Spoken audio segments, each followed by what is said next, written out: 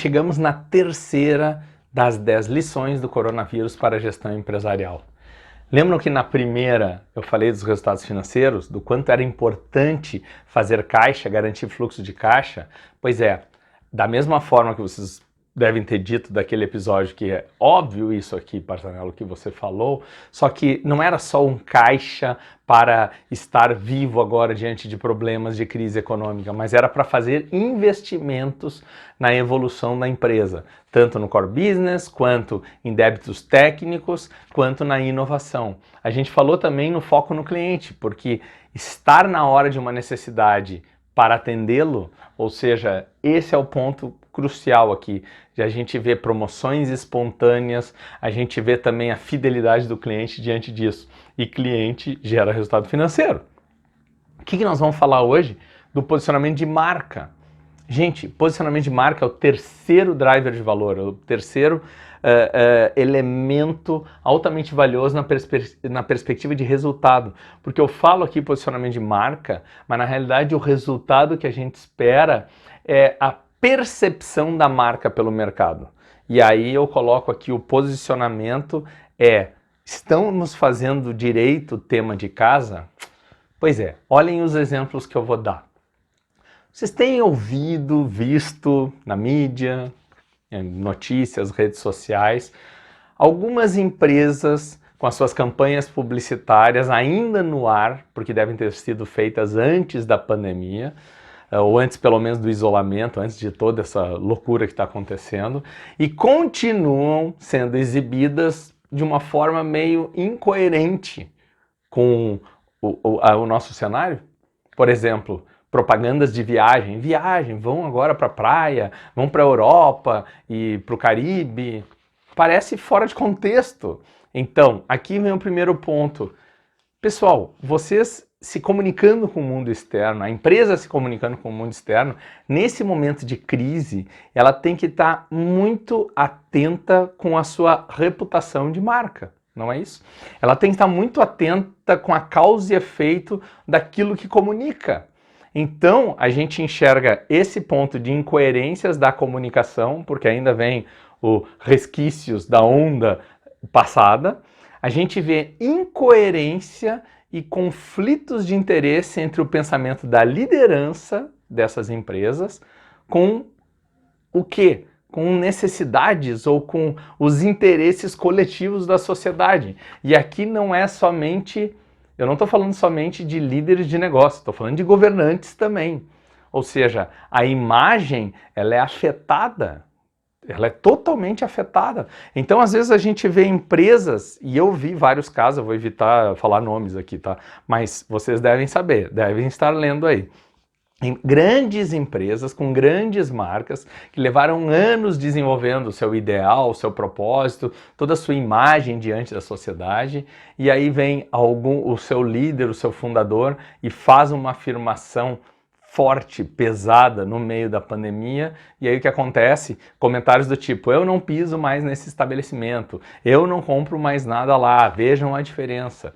Então a gente começa a ver um monte de casos de posicionamento de marca gerando resultados negativos, e aí falta o seguinte, cadê a liderança que honra, que é coerente com as crenças e valores da sua organização, na hora de se comunicar com o mundo externo? Ele ali não é mais o indivíduo, ali ele é um representante institucional, o maior representante institucional.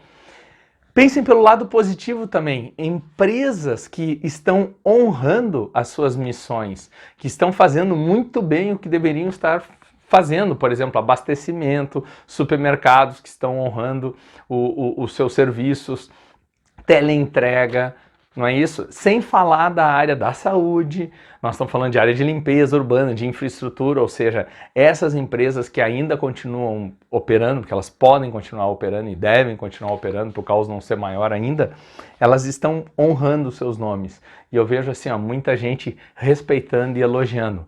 Mais ainda, aquelas que não tinham a obrigação nenhuma, mas por um senso de responsabilidade, não é propósito ainda, tá?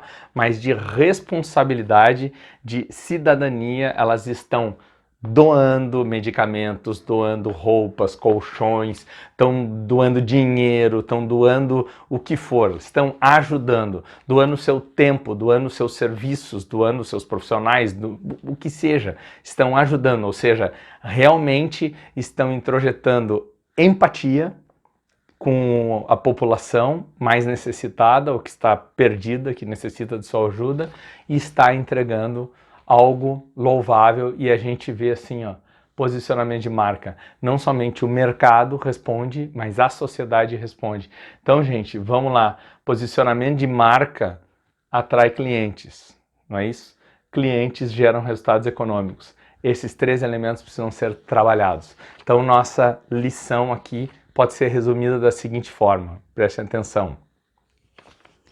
Empresas que se posicionam de forma consistente e coerente com as crenças e valores de sua cultura organizacional conquistam o respeito e a admiração tanto do mercado quanto da sociedade.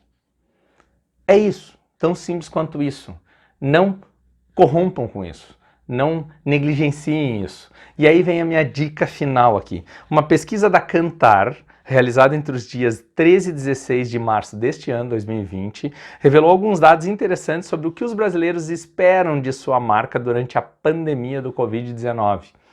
E aí saiu o seguinte, as seguintes conclusões foram obtidas com 500 respostas coletadas entre brasileiros com mais de 18 anos, tá? Primeira, sirvam de exemplo e guiem essa mudança tão necessária. 25% falou isso, tá? Sejam práticas e realistas e ajudem consumidores no dia a dia. 21%. Ataquem a crise e demonstrem que ela pode ser derrotada, ou seja, tem um posicionamento positivo, certo? Usem seu conteúdo para explicar e informar, não gerar mais ambiguidade, como eu tinha aqui no gráfico original que estava escrito VUCA, ambiguidade.